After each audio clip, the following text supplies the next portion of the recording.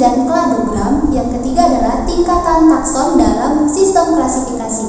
Tujuan pembelajaran kita hari ini adalah yang pertama, kamu dapat memahami tentang dasar-dasar klasifikasi makhluk hidup. Yang kedua, kamu dapat memahami kunci determinasi dan kladogram. Yang ketiga, kamu dapat memahami tingkatan atau takson dalam sistem klasifikasi makhluk hidup. Maka dari itu, Ibu harapkan kalian tetap fokus dalam pembelajaran kita hari ini. Klasifikasi makhluk hidup, bab 3. Dasar klasifikasi makhluk hidup dapat kalian lihat di halaman 51. Klasifikasi adalah cara pengelompokan makhluk hidup dalam golongan tertentu berdasarkan ciri-ciri yang dimiliki oleh makhluk hidup tersebut. Taksonomi adalah ilmu yang mempelajari tentang klasifikasi makhluk hidup. Berasal dari kata Latin yaitu taksis dan nomia. Taksis adalah pengaturan dan nomia artinya metode. Aristoteles adalah ahli filosofi Yunani yang pertama kali membahas mengenai klasifikasi makhluk hidup.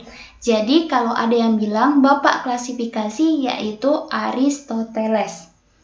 Selanjutnya, manfaat klasifikasi makhluk hidup juga kalian dapat lihat di halaman 51.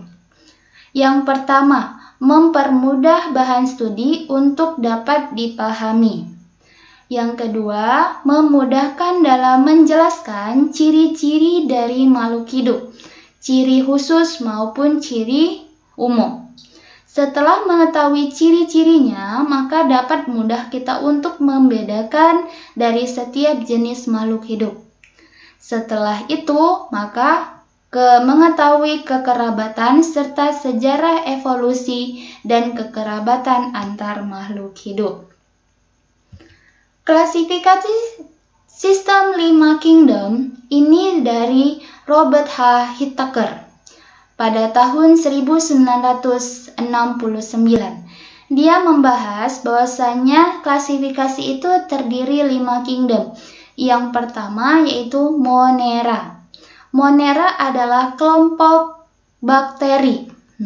Bakteri, nanti akan kita bahas mengenai bab bakteri.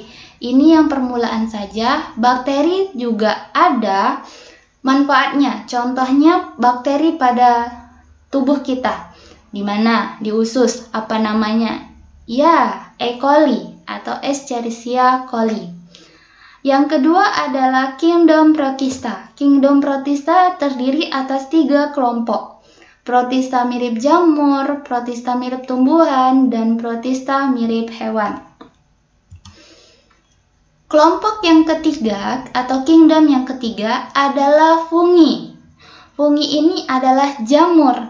Dia nampak seperti tumbuhan, namun dia bukan tumbuhan, karena dia tidak bisa membuat makanannya sendiri, karena tidak memiliki yang namanya klorofil. Selanjutnya adalah Plantae. Plantae adalah satu-satunya makhluk hidup yang dapat membuat makanan sendiri, karena dia memiliki namanya klorofil, sehingga dia bisa berfotosintesis. Yang terakhir adalah Animalia, hewan ya. Pada gambar ini hewannya tingkat tinggi. Oh, hewan itu bisa terdiri atas tingkat tinggi dan tingkat rendah. Benar. Ada hewan yang dinamakan hewan vertebrata, yaitu hewan tingkat tinggi.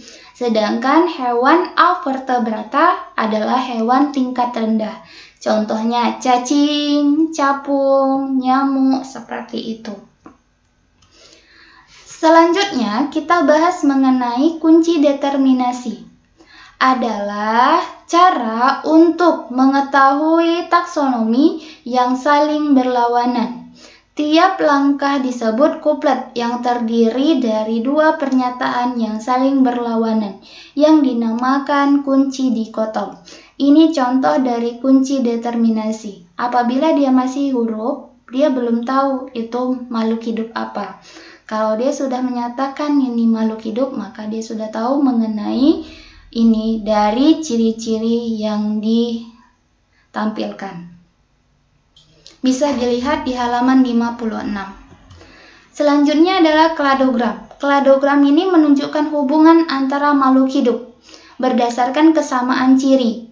Cara membuat kladogram ada 3 ya. Membuat daftar perbandingan ciri, membuat diagram Venn dari tabel, dan buat kladogram dengan konvensikan diagram Venn. Ini adalah contoh dari kladogram. Tadi beberapa ya perbandingan. Jadi di sini ada belut, hiu, katak, hijau, buaya, ayam, harimau Sumatera, orangutan, dan manusia. Untuk pembedanya pasti memiliki karakteristik. Jadi yang checklist ini artinya dia memiliki ciri ini tersebut.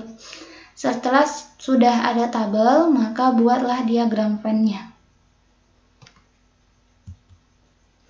Selanjutnya, tingkatan takson dalam sistem klasifikasi ada yang menyatakan yang namanya Carolus Linnaeus. Dia menyatakan bahwa sistem klasifikasi itu terdiri atas 2 kingdom, ada Plantae dan Animalia. Plantae terdiri beberapa divisi, sedangkan Animalia terdiri atas beberapa filum. Dapat kalian lihat di halaman 58. Tingkatan takson, urutan tingkatan takson ya, dari yang paling besar sampai yang paling kecil. Ada kingdom, filum atau divisi, filum untuk hewan, sedangkan divisi untuk tumbuhan, yang lainnya sama. Kelas, ordo, famili, genus, dan spesies. Aturan penulisan binomial nomenklatur, penulisan nama Latin pada suatu makhluk hidup. Bisa kalian lihat di sini penamaan menggunakan bahasa Latin. Ya, tidak boleh dengan bahasa sendiri, agar menyamakan makhluk hidup atau menyamakan ilmuwan-ilmuwan lainnya. Kata pertama menunjukkan kata genus, sedangkan kedua spesies. Contohnya mais. Z itu untuk genusnya, mais itu untuk spesiesnya. Kata pertama harus huruf kapital, kata kedua harus kecil semuanya. Nah itu. Yang ketiga adalah spesies itu harus digarisbawahi. Garis bawahi atau dimiringkan. Bu, kalau misalnya saya sudah menulis huruf miring, menulis miring, itu perlu lagi nggak digarisbawahi? Perlu, karena kalau tangan itu harus walaupun sudah miring, tapi harus tetap digarisbawahi. Apabila kalian ngetik ya, baru boleh menggunakan huruf miring tanpa harus digarisbawahi. Yang lainnya bisa dibaca sendiri. Ini contoh dari klasifikasi makhluk hidup pada tumbuhan maupun hewan. Ini juga ada klasifikasi tentang jahe ya, mengenai jahe kingdom. Kenapa divisi, Bu? Ya, karena dia tumbuhan.